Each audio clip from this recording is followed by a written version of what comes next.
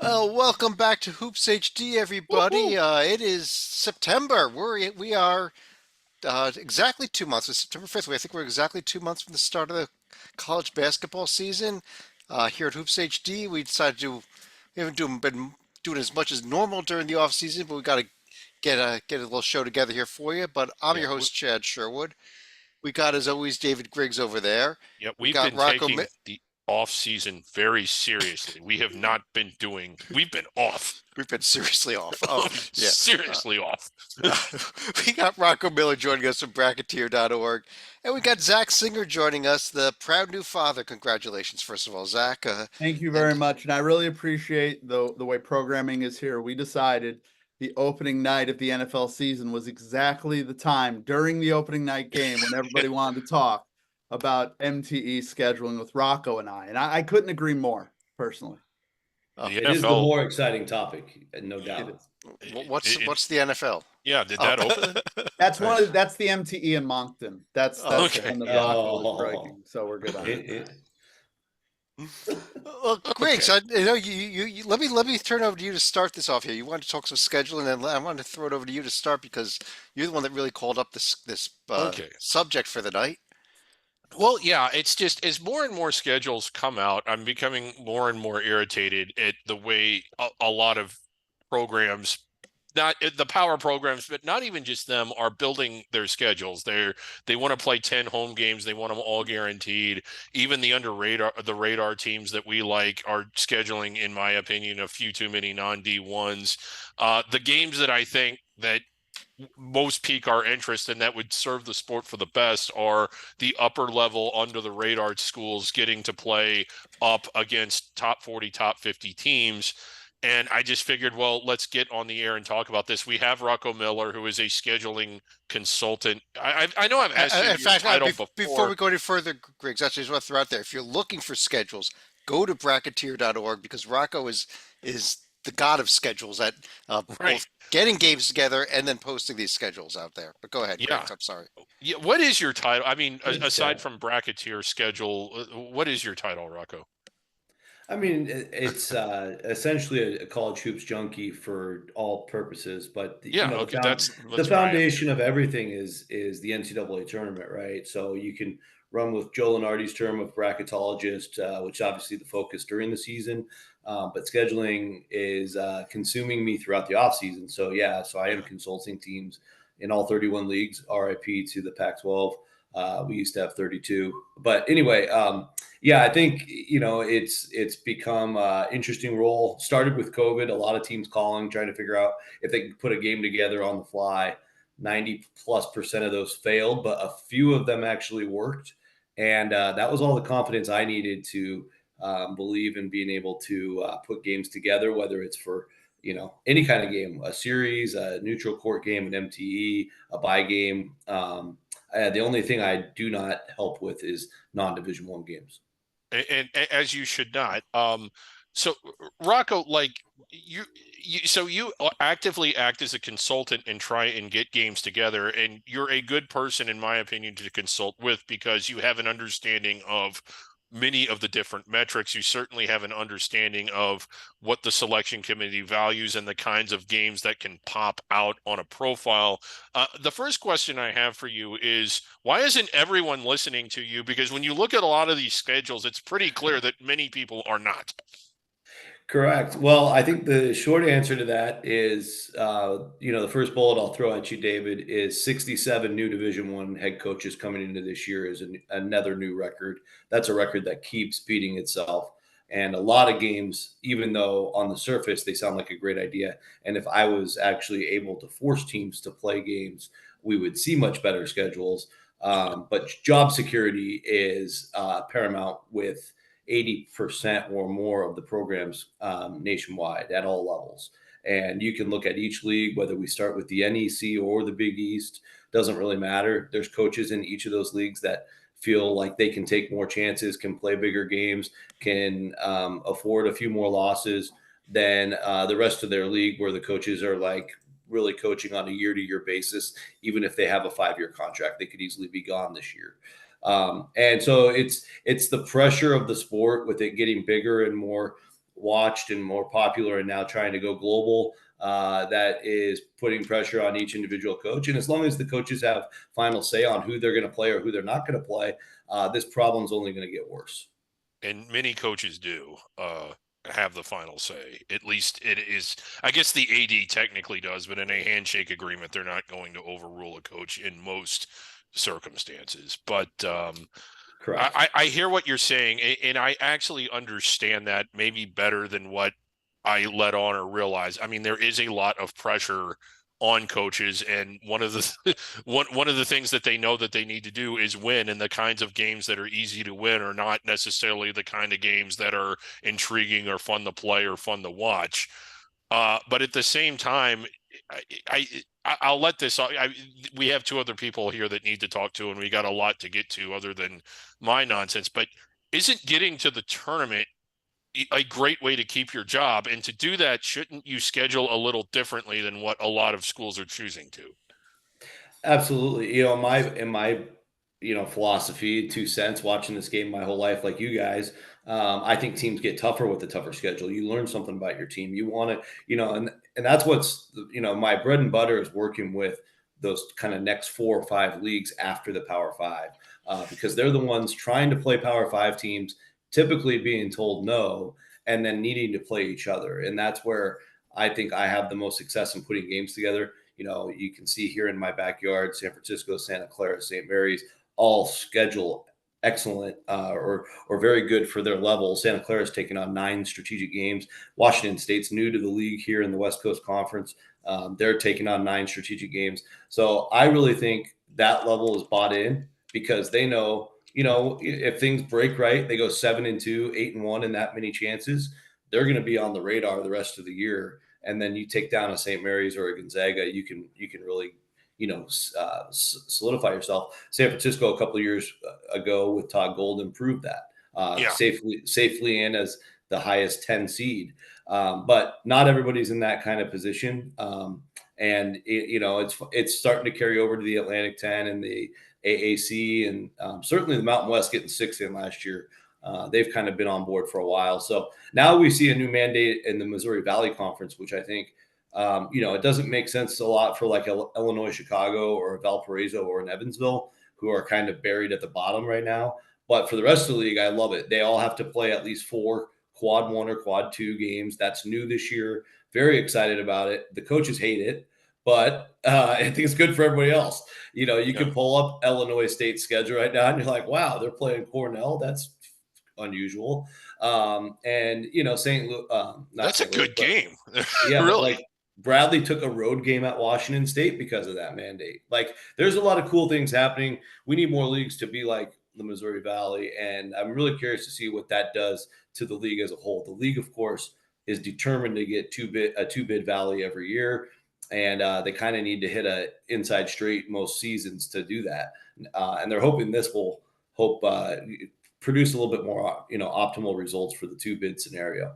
So within the top 100, you're seeing way more matchups, which is good. But if everybody just goes 500 in those games, we're kind of left with the same outcome. Yeah, but we really need some coaches to go back to the old John Chaney, being out of the Philadelphia area. I'll play anyone, anywhere, anytime. And I'm going back 20 plus years now, 30 years almost. But you had Temple teams not playing in a power conference that were losing 12, 13 games a year and getting solid NCAA tournament seeds. So it's possible. I think to some small extent, Chad and Rocco can chime in on this with his expertise. Now, coaches are naturally like paranoid types. That's why I love college basketball coaches, but I say this respectfully, and as a UConn fan, got the number one. They're insane people, right? They're always thinking of what's going to go wrong. Yes, they all are. Especially Dan Hurley. Especially. So to that degree now, coaches are so worried. It's why they all complain about the portal and all that. 10 years ago, when you knew you had like 5 guys or 7 guys returning on your roster and you kind of knew what you had, maybe you'll go schedule a game against a mid-pack AAC team or an A10 game. But now with everybody's roster turned over, especially at the mid-major level where you're pulling guys up from lower leagues and you're hoping their game can translate. Like, it's one thing for UConn to hope that Cam Spencer's game translates out of the Big Ten to the Big East, but when you're Missouri Valley, school, even a strong one, and you're going and getting like the best player from like the Southland, you're hoping that translates to some degree. You're banking on the success of your team to go to the next level in that, but you don't know until the games start. And these coaches who are paranoid about, getting to the tournament, all they're thinking, a lot of them, is if this doesn't work, it's a disaster and I get fired. And I don't even know this. I can't even predict this roster yet because I haven't seen these guys play. Rocco, are you hearing that sort of concern from coaches when they do these schedules, that they don't really know what they can trust in their own locker room yet? There's a lot of truth to what you said, Zach. I think they don't say it exactly like that, but I think there has to be an right. But there has to be an answer when things don't go according to plan, and so basically before they'll commit to a game, to move forward on a game, get it, sign the contract, etc. They have to kind of think through all the scenarios. What's the best that can happen from this game? What's the worst that can happen? And what's happened in this last cycle, and maybe even last year too, is I've heard probably 20 to 25 reasons to not play a game, and usually there's only one or two to do it. And I look at everything mathematically, so I think on every phone call you've got less than 4% chance of things happening the way you want it to, sitting in my seat. So I have to make about 25 phone calls to get one game. Is kind of the math on that, but that's really the truth behind it. Zach, you laid it out really well because VCU's fine. Ryan Odom's in his second year. They're actually projected to win the A10 if you look at Torvik right now, or so they're at least going to be in the hunt for the championship. But they started their the regime by losing to McNeese on opening night last year, and that was a lot of questions they had to answer right there after one game on the job. So yeah, everybody was saying, we will wait. Why would you schedule them? They were going to be really what were you strong. thinking? Yeah. So, Wade wasn't even there for that game, remember? That's a very good point. Will Wade's assistance. And also to that point, Rock, right. I'll let you finish. So many of these teams and schools, they've just watched their best player go to a bigger league. So I don't think that coach is going to turn around and go, why don't we go schedule like Iowa on the road or something? Like they're not in the mentality to go, unfortunately. Like it's Iowa, if they're a top 250 team, I don't think Iowa has a whole lot of interest in scheduling them either. That's a good point. But Rocco, you can finish in terms of it's just so hard to get. It's hard enough it was hard to schedule a game 10 years ago, but now there's just so many variables. So many more variables, and I think you could easily argue one of the other hiccups too is I don't know where Hawaii is now. I know as of like a month ago. Oh, it's west of California. Oh, thank you. Yeah. I don't know where they are. I should be more specific on that, where Hawaii is scholarship wise, but I know as of about a month ago, they were one of the teams that still had 4 open spots. And one of the reasons Hawaii was stuck on a couple of dates is no coach wants to play a team with 4 open spots. For all they know, somebody might quit a Power 5 team and come play for Hawaii. They actually have a pretty decent NIL for the Big West. And so that's just one example, but I feel like there's at least one team like that in every single league, if not more. You saw, perhaps you guys all saw Bethune-Cookman announce their roster last week, and all of a sudden they've got 5 former higher level players playing at Bethune-Cookman. Yeah. So that can happen literally anywhere now. I think the biggest early example as this new wave of NIL and portal roster construction has really taken off was Southern Miss a couple of years ago. They had a team that was coming off of a 300 plus ranked at net horrible ranking in Jay Ladner's first year. The very next year they were a top 60 team. So that's a 260 spot jump. So we're seeing a couple extremes like that each year now, and that's really pumped the brakes on a lot of scheduling decisions. Yeah, and I'm not trying to be Homer about the back-to-back champs, but one thing I think, and this appeals, Rocco, to your math background, and UConn has done this the last couple of years, and people are now writing the articles about it, partially because of the success, but partially because it makes what they're doing is clearly there is an impact on the net, no matter what they say, in margin of victory. Like it's not directly there, but it's there, and it is more valuable, unfortunately, for a team like UConn to go out there, play a team that's 330 in the net and beat them by 40, than to play a team that's 200 and beat them by 10. Your net gets impacted way more. And UConn announced the schedule this week, and they're at Texas and Baylor. They're also playing Texas A&M Commerce, and they're playing Maryland Eastern Shore. They're playing like not just bottom, but like the bottom. And the goal is to just beat those teams by 50, because you're not going to now we have wins above bubble getting factored in. The wins above bubble for those games, I look, they're 0.02. But the net impact, if you win that game by 40, is unfortunately better than if you go and played UMass and beat them by 15. Are you Okay. hearing kind of Yeah. that, Rocco? Yeah, so I think that's a very unique thing to the top 30 or so teams. And again, that's the world you're going to be living in for a long time. So you might as well stay there. But Yeah, that's fair. It's not easy to just beat someone by 40. I forget. Sorry. right. Well, because what we've seen here, and Chad knows this, and I think David knows this too. What we've seen here since the net has transitioned the way they look at team sheets, the way they seed teams, so the net itself plus the Ken Palm and now Bart Torvik will replace the Sagarin on the team sheet this year. That's going to matter a lot between, if you have a cluster of 6 teams battling for 1s and 2 seeds, that will actually help them, right? Because they'll favor those predictive metrics for seeding more so than selection. I think the wins above bubble, the strength of record, the KPI, that's going to be about getting the 68 teams correct and getting the bubble correct. But once you got your 68, then all those other like style points, that's where you could be the difference between a 2 seed and a 3 seed, right? So that's, and if you can afford it, like UConn's got the budget, Iowa State's got the budget, the net might expect you to win by 28.8 and you go win by 42, the net's going to really like you. And then, you go lose a heartbreaker at Seton Hall or something, it really won't matter for your net because you're so far above the break-even point that those losses really won't matter too much. So that's why you saw how many losses did Alabama have last year? I think 11. They had 11 loss team. Usually you kind of hold your nose at that for a top 4 seed. They still easily got a 4 seed. Yeah, and they should have. And I think you're saying the margin of victory does have an impact on the net, and it has an impact on the net. But I think it is so infinitesimal because a weak schedule opponent will also have an impact on a net the other way. And at the end of the day, I think what pops is not the net, whether it's 12th or 7th or 19th or 13th or whatever minute. I think that's a minuscule difference. What pops is the quad 1 and quad 2, all up and down the team sheet. And my advice would be to not do that. Now, again, no one's asking for my advice, but if they did, I'm like, don't play those games. Play someone a little better. Well, and there's every year, David. We're looking at team sheets in February and March, and we're sitting there and saying, look at that disgusting non-conference strength of schedule. I get you're in the Big Ten. I get you're in the Big 12, but you play nobody. Look, you've got 30 quad 4 wins. Congrats. You don't belong in the NCAA tournament. Right. Right. And I used Alabama.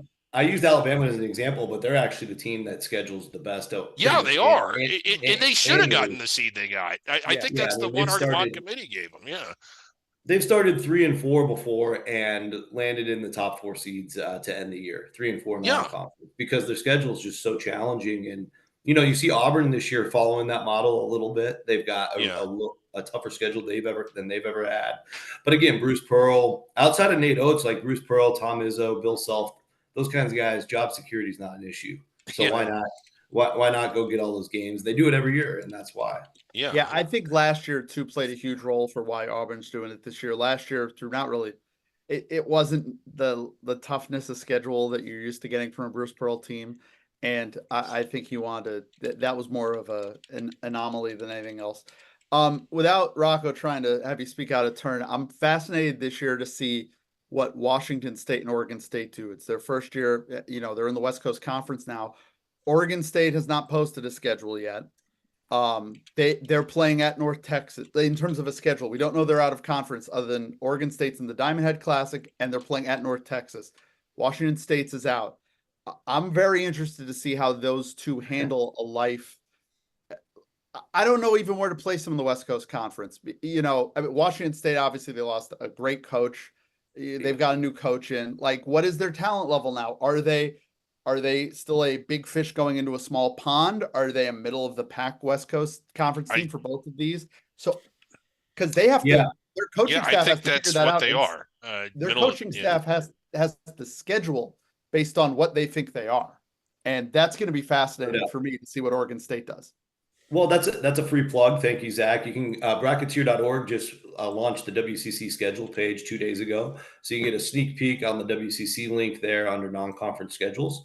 Up there, we have the entire Oregon State schedule already posted. We're just waiting on a date of the Oregon game, so they will have Oregon at home. That'll be a big local opportunity, especially on their home court. You already mentioned they go to North Texas. They are going to play in the Diamond Head Classic, which is a very manageable field. Interesting matchup with College of Charleston in the first round. And then, a lot of home bye games, but like it's Oregon State, so they could lose maybe one or two of those or more. Or all of them. Yeah, I'm looking at it right now, and yeah, it's a bunch of garbage after that. Utah Tech, UC Davis, Sacramento State, Idaho. Come on. But they could lose to UC Davis. They've lost to UC Davis before, and Yes, they've lost to Fullerton before. Like these are not guaranteed. And I will not favor them against Weber State. I wouldn't either. I will not. Well, Weber State, that's a dangerous game. Yeah, that is. So it's for them. That's a program that's undergoing a very weird transition. Yes. And in Washington State's case, hey, your entire coaching staff is different. They're like Washington State should be able to be ascendant right now, and it's the total opposite given the year they had last year. And so I know everybody's kind of pulling for the two of them largely for obvious reasons, but I'm interested in that. And also Rocco, so now that in terms of the MTE side, Players Era kind of came in as, like the 500-pound gorilla landing in the room. Everybody wanted to go to Players Era Festival. Big promises, big money. And the effect of as teams pull out of other events to go there, that has an inevitable trickle down into all the other MTEs. And it's affecting, like, are you seeing the effect? I don't know how MTE involved you get personally. And by the way, MTE, multi-team events, they are the exempt tournaments. Some may be round robin, some are bracketed, that will have. And your Maui Invitationals, your Acrisure, preseason NIT, all that stuff. Rocco, are you seeing, are you involved with that and seeing the just last minute fallout of teams just paying $60,000 to go to Vegas, and it's affecting it's more than that. That's true. So Creighton's the biggest example. They paid $200,000 to get out of the Battle for Atlantis, and again, like the Battle for Atlantis and the Maui Invitational have been the premier events in this sport for the last decade or longer, and so it's unprecedented for a team to pull out of either of those. Creighton did, and the promise is, or has been, for this Players NIL Festival first year, is to pay the players, or a pool of money for the players to earn up to $1 million just for participating, and then earn another $1 million throughout the events. Or I guess they had to tweak it because they couldn't officially do it for winning the games. So they've created other marketing opportunities, advertising, etc., to get up to $2 million for a couple of the teams there. Now there's more and more different things being discussed behind the scenes, let's say. So I don't really know what's going to happen, but I did interview one of the teams, and through that process, it was very fascinating to hear, the way they're approaching it specifically is, all right, if the money's not real, but we still get half of it, it's still worth it and pays way more than any other event. So that would be $500,000, right? And even if it pays a quarter of that, it still pays more than any other event. So for us, like from this one team's perspective, I won't say which team it is, but from their perspective, it's still worth them taking the risk. They were afraid if they missed out, then some other programs would bypass them, status-wise, perception, etc. And if they are part of the first thing that takes the sport to the next level, that'd be really big for them. So that's how they approached it. They also informed me that if the funding totally falls apart, all 8 teams have already got on conference calls and agreed to just play each other on the same schedule in Vegas and pay the bills to rent the arenas. Obviously, that'd be a major failure for the company that is putting it together, but these schools are big enough to be able to afford that. So they've got contingencies upon contingencies upon contingencies heading in, and nobody really knows if the money's real, if it's going to show up. Obviously there's contracts, but the majority of the money is coming from Gulf countries, and it's never happened before. So really, everybody's in uncharted waters at this point. Yeah, from We're reading going to the be reporting, talking a lot about this as the season approaches and as this tournament gets underway, if it does, which I think it They'll play the will. But games. So they'll play wow, the games no matter what, but we just don't yeah. know what the finances will end up being at But the end. you're talking about dollar amounts that rival. Well, they're not quite to what the NCAA tournament games are for the schools, but it's way more than that for the. This is sort of just an unprecedented thing It that's is. going on here. yeah, and to what Rocco said, it's not Yep. even. I mean, there is are they really going to get paid thing? The other side of this, which is why he mentioned they said they'll play, is my understanding from the reporting is they still don't know that the NCAA is going to approve the event. And Right. there would be nothing worse than suddenly having 3 major games on your schedule that are not on a team sheet that the NCAA committee cannot factor in to selection, that you are effectively playing 3 games fewer than the limit. So that's why it's critical for them to be able to say, all right, even if the money's not there, we can put a game together in Las Vegas, and that way it counts Yeah. and it's a real game. And they're Yeah. huge games. You're talking about a Houston, Giant. Alabama as the leadoff Massive. game of this Top 5 event. Yeah. games. Yeah. Yeah. Yeah, and the interesting thing about this is they made the promises about getting to, a streaming company. Then they announced the schedule. It's not with a streaming company per se. It's with WBD. So TNT, True TV, Max. It's on Max, but also they're going like Tuesday, Wednesday, and then Saturday. The Right. Houston, Alabama game is in Las Vegas at the old Grand Garden Arena at the exact same time that Duke, Kansas is at T-Mobile Arena.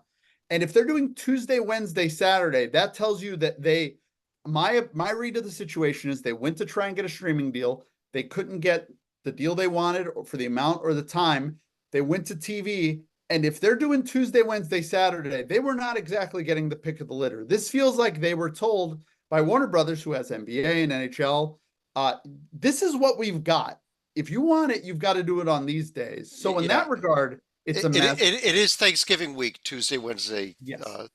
Saturday. We've got an 11:30 tip game. Is Rutgers in one of those? Because they're already playing USC in football at 11 on a Friday. Like, they're could be. great games. I'm so thrilled that Houston and Alabama will play, even if it's a closed doors match, a dark match before Raw gets filmed because the money falls through. But it does stink that they're going to be playing opposite Duke, Kansas in the same. I hope going forward, for all the promises of this thing, that there are some lessons learned from year one, and that it's the thing we talk about, Chad. This sport that we love really loves getting in its own way a lot. And having Duke, Kansas opposite a thing nobody likes, because outside the teams in this thing, Rocco, the Players Era Festival is popular with the teams. College basketball administrators not really enthused is the vibe Right. I'm getting. Yeah, and the last thing I'll add to wrap that is, the NCAA is, at least in recent years, not going to bite the hand that feeds them. These 8 schools definitely feed them when it comes Yes. March Madness time. So basically, what it's going to come down to is, if the event screws over these schools, then the NCAA will hammer the event, and they'll still play anyway. If they take care of these schools, then the NCAA will just go ahead and approve it. I mean, that's what's going to happen. Well, and you're also talking about some of the, not only basketball, but some of the biggest schools in all of college sports, Alabama, Notre Dame. I mean, these are schools Huge. that if they wanted to give their middle finger to the NCAA, that they would win. Yeah, You know. that's a Of very course. good point. This Yeah. I love that. So it's there's only an going those 2 directions. Yep. What is, I know we need to move on from this, but just what is the holdup getting this approved? Like the boxes you have to check to get an MTB approved are not overbearing. You can't be from the same conference. You can't have been in the same one. I forget the rules, Rocco. What is You it? can't 2 play of the the last players $1 3 million years or something? per game. Okay. Well, there's that one too. Yeah, I mean, I think it might be just as, I don't know for sure, but I just assume it might just be the NCAA working with the schools, and the school saying, "Hey, don't approve this till we get our money," Okay, or whatever, yeah. or like we have more assurances. Because I feel like I've talked to more than one school. One of them, all the information I provide came from them, but I've talked to some others, and they're saying the same things. Like, we don't know how this is going to go, so we're prepared for everything. And if they're saying that same thing to the NCAA, which I'm assuming they are, Yeah. then the NCAA might just be on standby mode until there's more information. Yes, and of course, the number one MTE, the one that everything, the universe revolves around. First reported by Rocco Miller, the Western Slam in Lethbridge, I'll be Alberta, there. Canada. I'll be That- there. Are you really going to the Lethbridge? I am definitely going, and it's not official yet, but I might actually be on the call for all 6 games. Oh, Oh, nice. right. Oh, But oh, this is fantastic. I'm putting this out there just until they'll send me the let's, contract. let's throw the hopefully they're team names watching. out. Let's throw the team names out there, Rocco, for everyone Yeah. interested. Hey, I'm fired up because UC Irvine probably the preseason pick to win the Big West, and I encourage them to play in this. So let's hope the Eaters get at least a win up there, and then which I'm sure they will. Towson is for a while they've been kind of the pick right now in the CAA. A lot of guys back for Towson, and Yeah, I like Towson. Kent State's right there in the top 2 or 3 in the MAC. So those 3 all have a good chance to win those leagues. So really good basketball. And then Kennesaw State, who they've transitioned with Coach Petway. He'll be going into year 2. They got some more continuity, and they're moving up to Conference USA. That's a nice 4th team. So I feel like each day it's a full round robin, 3 different days, starting on Thanksgiving. Eat some turkey and turn on ESPN Plus. All right. I got to ask, where is Lethbridge? I know It's, you got I think Edmonton, you you got fly in- Calgary. That's all I know about Yeah. Alberta. They told me fly into Calgary and they'll send a bus. The bus is going to take 1.5 to 2 hours. I think it's straight south. Okay. And I think it's beautiful. It's actually like a beautiful mountains town in not Banff, but kind of in that area. A lot of very popular spot in the summertime, but unfortunately we'll be there for Thanksgiving. So it is what it is. And it's going to be, when you're up there, they're not going to know what you're talking. Like, the Thanksgiving date is different for them. They're going to be very confused. I know. Oh, It will be. We're gonna have so much fun with that. I'm It's so envious. We'll have to do a podcast from there for sure. Yes, God, yes, yes. we will. We absolutely. I did not know that. I thought you just announced it. I didn't realize that you're going to Lethbridge. I'm insanely envious. Let's send Zach. Yeah, let's get Zach up there. Let's get everybody Yeah. up there. We do a Hoops HD on the road north of the border. Right? Yeah, from have- Canada. One of my Yes. close friends has been, his thing is, he's very upset that the Great Alaska Shootout isn't a thing anymore, and he wants to bring it am back. not over it yet myself. This is as close to it as I think we're going to get. So Yes, it is. I love it. Yes. I was joking about it, but honestly, you put the effort in, and they're good teams. Like, there's strong mid majors in there. So yeah, I mean, I was influential in that, but I don't want to be behind something that doesn't have good basketball. So I'm excited for that. And the other thing I'll say is the government in Canada. So by province, this and the Atlantic Slam, I know you guys watched last year. Yes, they're doing a Power 5 women's that's got Georgetown in it this year. Super exciting. Georgetown, Cincinnati, Ole Miss. So this is all being sponsored by the government of Canada to grow basketball, the interest in college basketball, our game.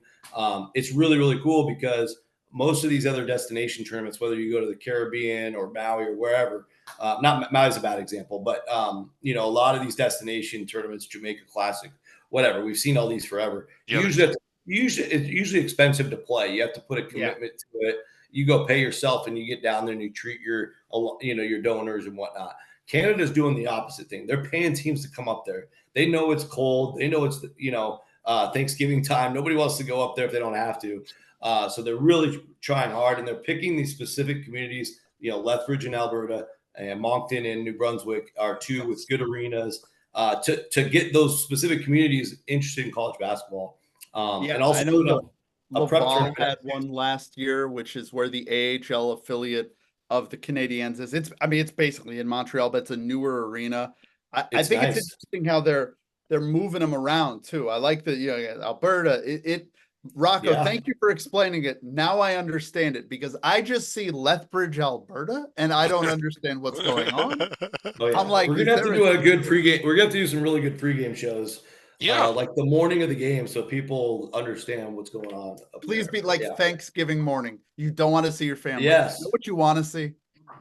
Kennesaw State. Okay? That's what I want to State. watch Kennesaw State on Thanksgiving. That's what I want to do.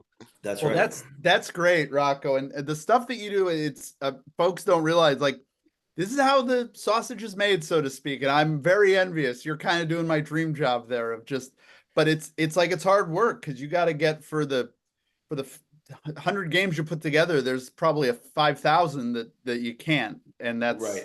Exactly. It's hard. it's a But sales job. it becomes that, correct. And but it's great. Like, you guys love it just as much as me, for sure. And just the challenge of it is fun. And when things come together, it's really exciting. And it's kind of like a drug at that point. It keeps you coming back for something else. All right, let's go find another game. Let's go work on next year. Let's do so it just perpetual. Rocco's long-term goal is to get the Yukon Huskies to play in the Yukon, and if you do it, I'll go. If you do it, I'll go. I'll be We there. need we need to put them in Europe. Actually, we're kicking. If this goes well this year, they're kicking around some ideas for Europe tournaments. I Which mean, would be I big know schools. I know that Luke Murray will be the first person to go there just to talk to some assistant coach at Fenerbahce, who he stole Oh, like half a perfect. playbook from because he's a complete sicko. Yes, he is. Can confirm. Yeah, people. Why were they successful? Well, the assistant coach watches weird stuff nobody else does, and that's basically it. That's the way he is. So it helped. But thank you.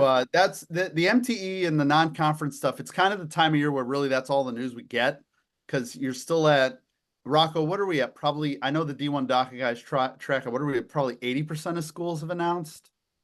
I think it's closer to 60, but quite honestly, calling around everywhere, it's above 80. It's just a matter of them pressing the button and tweeting something about it. But there's less than 20% that still need a game.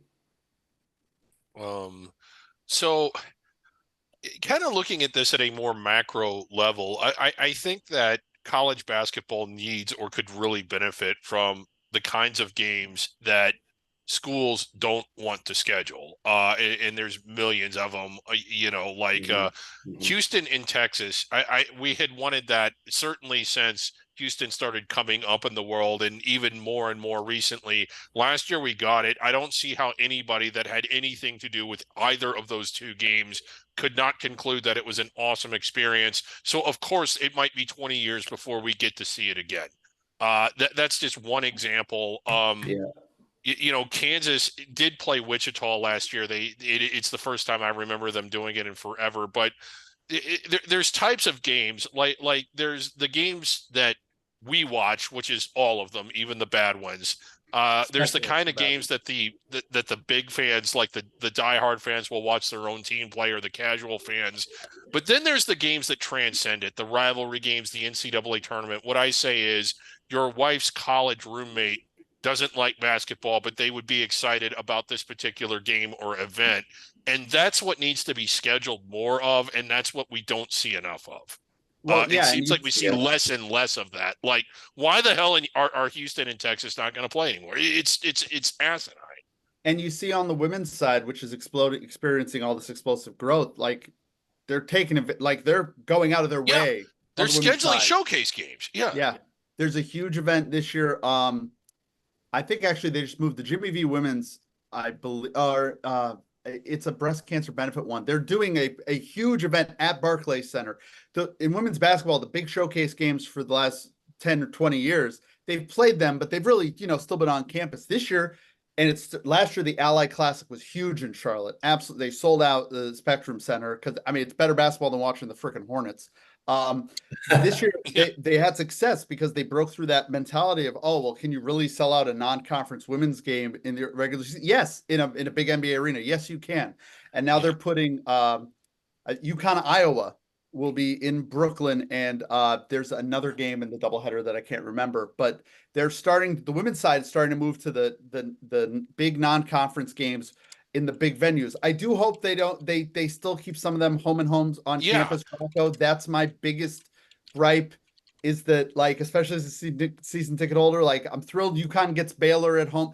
UConn and Texas did this crazy thing, David, you're going to need to sit down, where each team agreed to play at the other team's home arena. Wow. Has that ever been done? Never happened. Yeah. But at the same time, UConn this year is finishing up a home and home with Gonzaga, in which I would have loved UConn to go to the Kennel last year. Instead, they went to Seattle. I would love Gonzaga to come to Hartford or Stores. Instead, it's at Madison Square Garden. And even by my standards, I'm rambling here. I hope on the men's side, one thing that I think would really help, it's not just getting those games back that David alluded to, like a Houston, Texas, but can we please get them on campus? Can we please? Yeah. I don't need to see them. And I know it's just net rigging. It's just neutral site rigging. I don't need Seton Hall to be playing Hofstra off campus. Like Seton Hall, can you just go to Hempstead, please? Do you have to play at the Nassau Coliseum? Like, I just would Yeah. love to see these games, like when teams will play in Atlanta instead of playing at Georgia. It's just disappointing. It takes Yeah. away a lot of what the sport's about, that prepping your team. Just want to jump in here real quick. That the women's champions classic is what you're talking about, December 7th. Yes. It's doubleheaders: Tennessee, Iowa, Louisville, UConn. And that's Those are the two great. games. And even major, And like Barclays Center. rather big programs, like Utah comes to mind and Utah has a pretty, bought in, passionate fan base. But you look at them in November and December and the types of games, there were a few years they didn't even play BYU. They don't play the Beehive opponents. They don't play, it seems like that they pick on the bottom teams outside the 250, and then you turn the TV on and the arena's half empty. And there's half empty arenas all over the country, not just at the low level unsuccessful programs, but for brand name storied programs. And it's because they're not playing the kinds of games that normal people want to go watch. Well, and the example on the men's side is that Vegas showdown we alluded to. Like, I know why they can do it. I know it's going to be sold out. It's going to be a huge deal with Cooper Flag. But man, Kansas Duke not being at Allen Fieldhouse or Cameron Indoor, just it loses so much of the what you watch college basketball for. Like, it's a hard sell for the sport early in the season. It was last year when UConn went to Allen Fieldhouse, first time they ever played there. But they also scheduled it on a Friday night opposite the last Pac-12 football championship game at 9 p.m. And I just wish the sport could just foster its own good, the things it has for it, which are the great on-campus environments. We get a lot of the games. We don't get as many as we want, but then when we do get them, they are in neutral sites with boosters. There's a million I could name, but there's one, and it's a crime.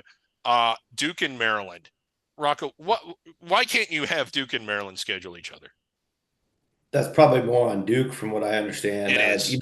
Maryland and Georgetown actually just came together. Which did they really? Yes. Oh, I did not know that. Did they? Really? Yeah. So that starts next year, and they'll do Isn't it a 4-year deal? I think it's a 4-year deal. I'm hearing about this for the first time. They played each other in the Gavitt games, and it was bonker. It was the most intense. They finally got it done. It was. Do you remember when they did play a 2-year series? It was insane. I mean, you'd have thought it was the Final Four, and it was I think they opened the season with each other, and people were camping out for days. It was incredible. It was intense. Yeah, it was good. And I think all these examples, one of the things that might get overlooked, is right now, like for the Houston, Texas example, right? As long as it's Kellen Sampson's Houston program, Texas is going to say, hell no. Like, why would we sign up for that? That's tough. It's bloody. It can get ugly. You might lose by 20 plus. You might not even score 50 points, et cetera, et cetera. So much of it is circumstantial based on the head coaches at the time and the rosters coming in the year after. So, like, I truly believe Wichita State, Kansas happened last year because Wichita had the coaching change. They were supposed to be way down, and of course they did finish pretty far down in the AAC. Kansas could easily look at that Wichita team last year and be like, yeah, we'll play them this year. That's just basically another team around 200 that we'll beat by 30 and whatever. But if it's Wichita, all the teams we're thinking of in our nostalgic brains, they won't play that Wichita, right? So it's got to be a kind of a perfect storm of what the projected roster and who the current head coaches are. So as soon as Ed Cooley got to Georgetown and Willard took Maryland, that could finally happen. Yeah, they have such a long history. That's true. Right. I do hope you mentioned 67 new coaches this year, which is an unprecedented amount. Yes. I mean, some of them won't work out, but a lot of them will work out, and a lot of them this will be the first year of a 15-year career at a school for many of those coaches. We don't know which ones, but as those coaches get, comfortable in their jobs and have success, hopefully they can forge kind of those new bonds. Also, this new era with, all the conference moves and We don't know how many conference games the Big Ten is going to go to or the SEC in a couple of years, but I think this year especially you have situations where, especially with the Big 12 schools, and that league is so strong in basketball as it's grown. And it's a little different this year without Oklahoma and Texas, but Oklahoma and Texas going to the SEC. So the Big 12 and the SEC, those are two leagues where their composition's a little different this year than last year. So I think that's leading to some small degree of maybe uncertainty in the out of conference scheduling. Everybody's got to see what this looks like now, what this new world looks like with these, especially the Big Ten. I'm fascinated to see what like Oregon and Washington do for out of conference scheduling. I'm assuming they're going to stay hyper local because God knows they won't be able to once the conference play starts, and the impacts of that. Yeah, that's exactly been the approach, not only from those two, but also with Cal and Stanford in the ACC. They're pretty much all staying here in California throughout non-conference, and same with USC, UCLA. So it's kind of all 8 of them, the original Pac-8, doing that. Arizona State's been kind of the wild card. They're going up to Springfield, Massachusetts. It's Bobby Hurley. He's doing things much different. But he's going. Dan's hosting Thanksgiving. We know what the deal is up here. Yeah, that is the deal. Yes. Right. But besides them, I think most of these traditional Pac schools, they're not going anywhere during these first 2 months. The only one I can think of, Rocco, is UCLA, but they've got to go to New York for the Champions Classic against Carolina. That's right. So and they're not going to give up that opportunity. No, right? that's a huge game for them. That's Rocco, no, they must be like, really, this had to be the New York year where we've got enough travel now. Throw that in. But I need to ask Rocco's advice here on something else because he is a scheduling advisor. Another one, Wichita and Creighton need to start playing again. That would really juice that. But Oklahoma State, both of these teams sort of struggle to feel. They're again good fan bases, passionate. Rocking during conference play. They kind of struggle to fill their arenas in November and December. If you were advising both those teams on who they might be able to schedule that might invigorate and excite the fan base, what would you advise them to do? Well, first of all, they should play each other. Yes. Bedlam should not be stopping. Yes, and they are playing. They finally did agree they're going to play at the Thunder Arena. So are they really? They're going to split the tickets 50-50 on December 14th. I'm learning all kinds of things today. Okay, I thought that was done. I think it's going to go. I thought Oklahoma State said they wouldn't play them in anything. Okay. Yeah, I think they're doing it kind of like how the Apple Cup worked out in football, where they're playing this year in the Seahawks Stadium for the football Apple Cup. That'll be actually next week, but.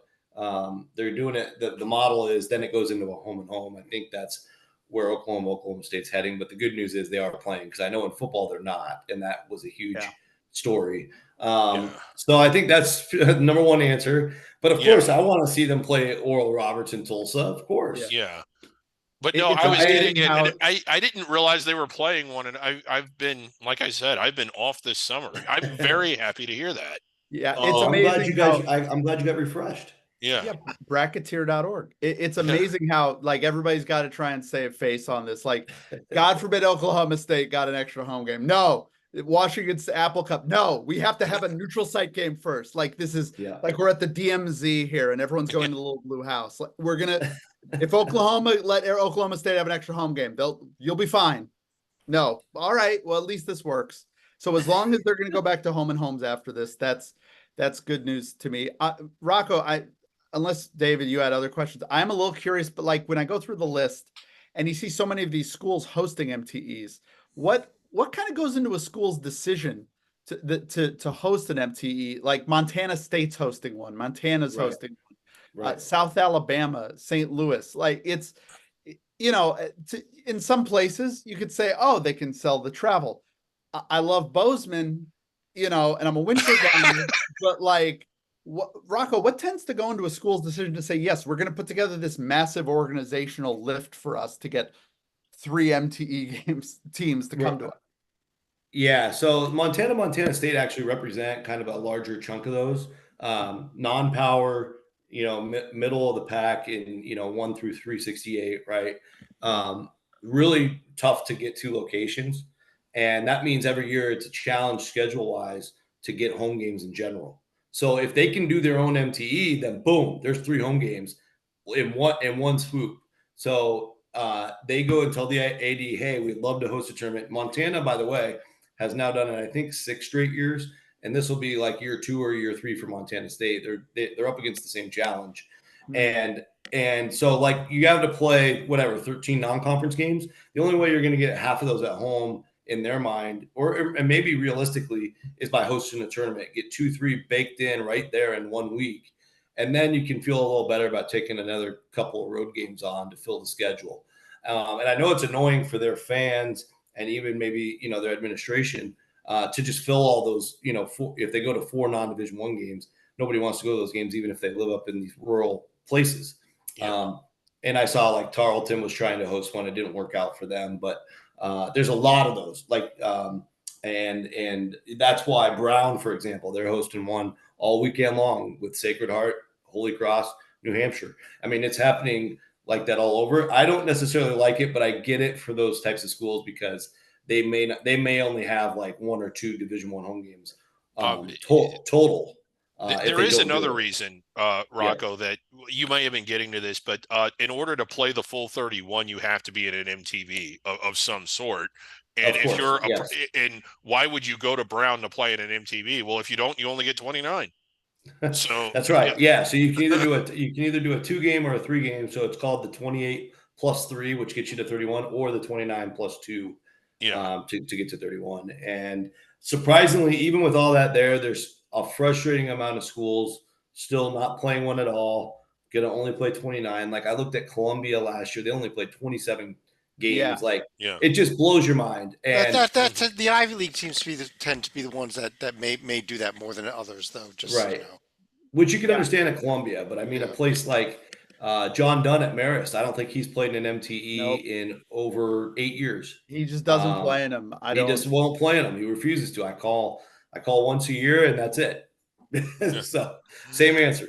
So it's just different philosophies. Marist is one of those weird little programs I follow on the side because I have a lot of friends that went there in the television industry, and it's one of the 363 programs that Zach follows on the side. It's true. It really is. It really is. Beautiful school, by the way. Beautiful school. It's amazing. It's gorgeous up there, and it's like if you want your team to be better, they could play the maximum number of games would be a good start. Okay, given that we have now moved on to Marist's non-conference schedule, I think we've reached a point where we've beaten this horse to death here. But I do want to run through each of you here for any other final thoughts on this subject or anything else. And Zach, why don't you give us a little final thoughts about basketball in Poughkeepsie, New York, or whatever else you want to discuss here? Well, no, Chad. I mean, the view from the top, it's beautiful up here. I'm just excited that we're almost at the start of the season. Specifically that I don't have to think about conference realignment. I'm good, thanks, or football, honestly. Although I'll be there for UConn football this week. No, just excited that we're getting closer to the season and that, hopefully that for all the negative impacts of all the conference moves, that we can still, hopefully we can just enjoy the games for what they are this year. It's going to be very weird seeing a lot of things, but one thing I do love about college basketball is a lot of the negative things that have impacted college football from it. Thankfully, college basketball isn't impacted because the schedule is so big. We can still have room for an Oklahoma game. We can still, hopefully, I hope we get to a spot in a couple of years here where in all their different leagues, these Pac-12 former Pac-12 teams could schedule each other a little bit. I think there's some movement on UCLA, Arizona. Hopefully we get that, which is great that we're getting that. But it wouldn't be the end of the world if Oregon played Cal non-conference. I would like to see that, and it's going to be also interesting this year. The two changes in terms of what we do with bracketing. The incorporation of wins above bubble, which is a stat I really like, and I'm thrilled for Bart that I like that the college basketball committee is actually welcoming to outsiders like us when we come up with stuff like that. It's kind of the opposite of how they normally function. I will give them credit for that with things like net or BPI and stuff like that. Torvik, obviously Ken Pomeroy gets the credit. So I'm interested to see the how wins above bubble, how everybody learns it more in depth. And I am regretting the fact that we're going to actually have to find another at-large team this year because we have one more at-large spot. And the thought that Virginia would have been even more safely in last year is quite frankly horrifying. But this is the new reality in which we live. Rocco. Yeah, I mean, I'm just getting to the point where, it's going to be exciting to finally see these teams play. Being involved is really exciting, but it's also like staring at the same rosters for 6 months. A lot of these have been set for since the end of April, once the portal started to really start solidifying. And opening night, I think the sport, even though there's been challenges and probably more non-Division One games than ever. That record keeps breaking itself too, just like the coaching changes. But besides those negatives, I think the positive is opening week's getting a lot better. I think Baylor's opening their season with both Gonzaga. That'll be announced soon. They're still trying to figure out if they can play in Mexico City. Stay tuned for that. And then they're playing Arkansas the first weekend. So Baylor could easily and likely will be starting the season with Gonzaga and Arkansas.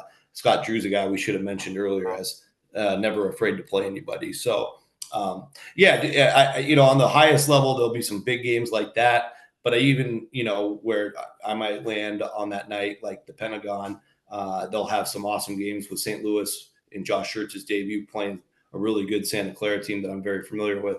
You'll have Charleston against Southern Illinois, which is Coach Nagy versus Coach Mack making their debuts at those schools. And then, of course, anytime McNeese plays anybody significant, it's exciting. And they're taking on South Dakota State, the local team. So fun triple header there. Athletes in action on that night. They just did the grand opening in June for John Wooden Fieldhouse. It's out in the middle of Ohio, pretty close to Dayton. I know it sounds random to everybody, but they put a lot of effort and money into it. And they're going to have FAU open against Indiana State. Again, 2 new head coaches with John Jacobs for the Owls and, of course, Matt Graves for the Sycamores. That'll be really exciting. Plus, Liberty Valpo playing each other in both men's and women's as part of an all-day festival of basketball. So there's just a lot of cool stuff going on, and always trying to build new and better ideas each year. And so that it's not all doom and gloom. There's a lot of cool stuff coming. Absolutely. This is what I love about Rocco. I didn't know that was happening, and I'm incredible. The Lethbridge thing, like I love the weird little things. I don't love the Sanford Pentagon thing. It feels like a little too like, do they need 30 games a year? But I respect the effort. It's a fun place to play for the players, I've been told, but I have yet to visit, so that's hopefully going to change soon. Griggs. Well, I guess my first thought is that I am glad that Bedlam is going to continue. I thought it was over and I was moping, and other than that, but I do think that a couple of things. It would be much healthier for the sport if we saw more of the types of games that a lot of coaches are real skittish about scheduling. And just in general, like in November and December, it's the only sport. It's still football season, but football doesn't play every night. Basketball is on every night. Every night is an opportunity to be on a stage, and every night where there isn't a showcase game, it's sort of a wasted night for the sport. And there's a lot of games that could be scheduled that would appeal to the type of people and get it on the map that early. Another thing that we didn't get into that I did want to kind of mention is how difficult it is for some of the top caliber under the radar teams to complete their schedules. And some of them end up playing non-D1 opponents, not because they want to, but because they literally couldn't find anyone else. Rocco can probably speak to this and correct me if I'm wrong, but I know McNeese State reached out to like literally, and this is not hyperbole, didn't they contact like 300 schools trying to get games? Nobody would play them. One year, I remember Stephen F. Austin posted on Basketball Travelers. I don't remember the exact wording, but it was essentially, we will go on the road and play for nothing. Still couldn't get games. It's almost a shame that some of these top under the radar schools can't get games, in much less the kind of games that against Power Fives or programs that would give them a chance to establish themselves. The fact that they can't isn't just not good for them. I think it's bad for the sport. It's a missed opportunity. It is, yes. McNeese's case, to answer your question real quick, they eventually they were stuck on trying to get anybody decent to come play there. Nobody wanted to go to Lake Charles. Santa Clara, to their credit, is going. They took the game. So you will see Santa Clara at McNeese in early December. Should be awesome. And then, Stephen F. Austin example.